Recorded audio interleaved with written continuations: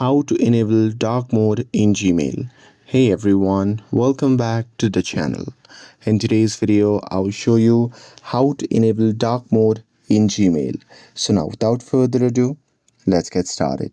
So here, first thing first, open the Gmail app on your phone. And now here, once you're inside the app, just tap on the three dash icon shown in the top left corner of the screen. And now here, from the pop-up menu that appears, you can simply scroll down and tap on settings. Now here, tap on general settings, and now here, once you're inside this section, you can just select theme. And now here, from the pop-up menu that appears, you can just choose dark from the available option, and with that the Gmail app will instantly switch to dark mode. And that's it.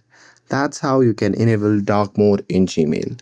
With this, if you found this video helpful, then don't forget to like, share and subscribe to get updated for more videos. Thanks for watching, and I'll see you in the next video.